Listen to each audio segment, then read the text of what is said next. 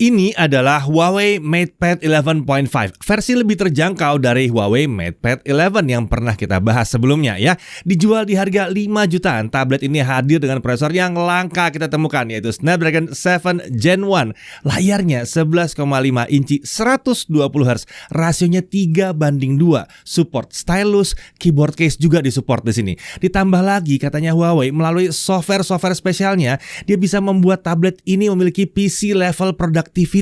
Apakah artinya tablet ini bisa menggantikan laptop?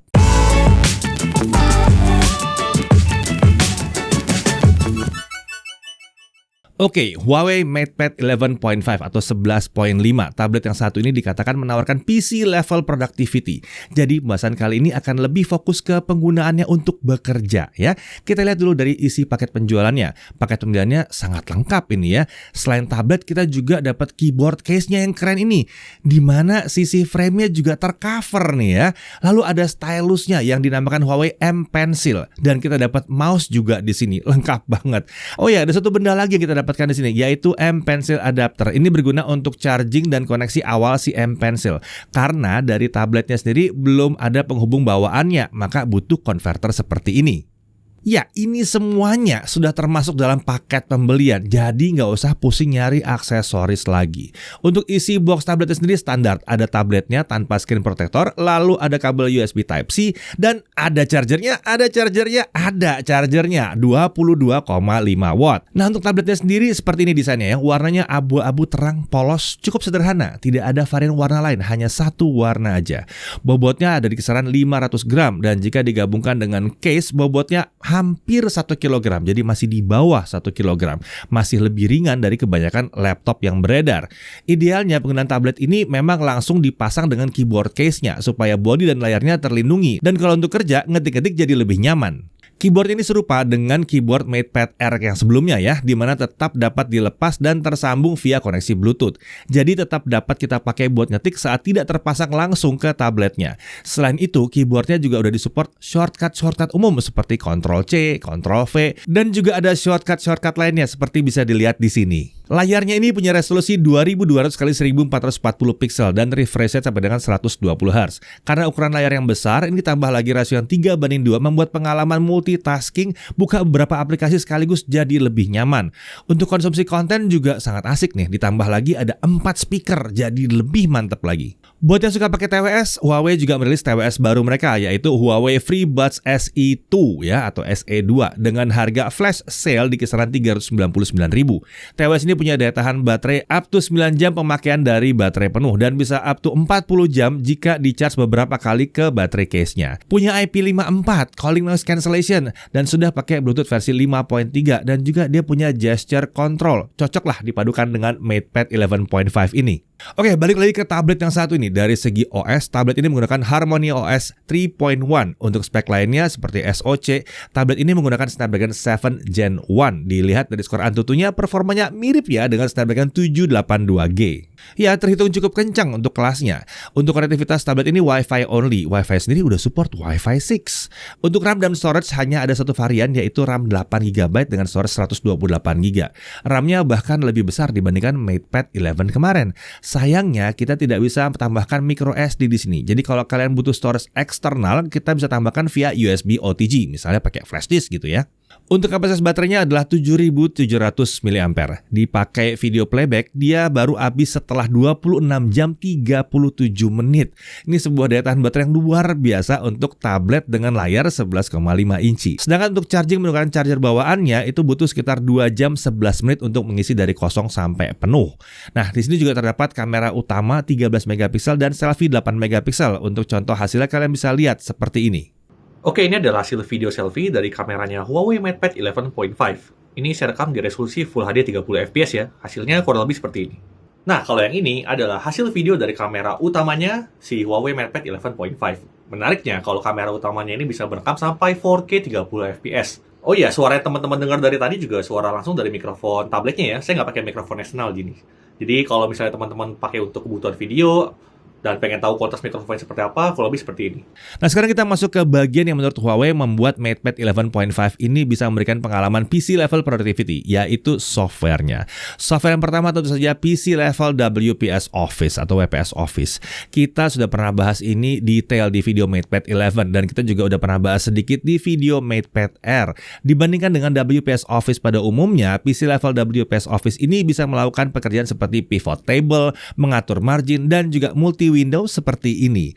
Karena aspek rasio layar 3:2 saat kita bekerja pakai Excel, row yang ditampilkan juga bisa lebih banyak. Kita juga bisa membuka multi window seperti di laptop. Jadi bisa buka dua file format sama untuk dibandingkan side by side seperti ini. Nah, PC level WPS Office ini juga masih eksklusif ya untuk MatePad 11 2023, MatePad Air, dan MatePad 11.5 ini. Jadi belum ada di tablet-tablet yang lain. Selain Office, untuk aplikasi menggambar kita bisa menggunakan IBIS Paint X atau HiPaint yang sudah tersedia di App Gallery Huawei. Atau Huawei juga mengatakan bisa pakai Sketchbook yang bisa di-download APK-nya lewat App Store third party. Kita bisa gunakan Petal Search untuk mencarinya.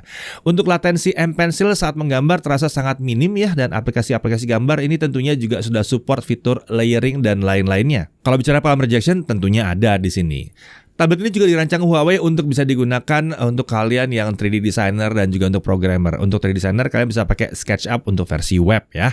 Untuk programmer kalian bisa pakai CodePen Search dari browser juga. Untuk editor foto infonya kita bisa pakai aplikasi Photopea. Dikatakan fungsi-fungsinya mirip dengan Adobe Photoshop. Layout app-nya juga mirip, bahkan bisa save dan buka file PSD juga. Untuk yang suka bikin presentasi yang cantik-cantik, kalian bisa pakai Canva. Kita bisa cari app-nya lewat App Gallery juga. Nanti diarahkan ke web APK Pure untuk mendownload app-nya. Saat terinstall, app bisa berjalan dengan normal di sini. Untuk editor video, nah CapCut udah tersedia ya di App Gallery. Menurut kami ini adalah aplikasi video editing yang paling canggih yang ada untuk mobile saat ini. Dan yang paling penting ini bisa digunakan secara gratis.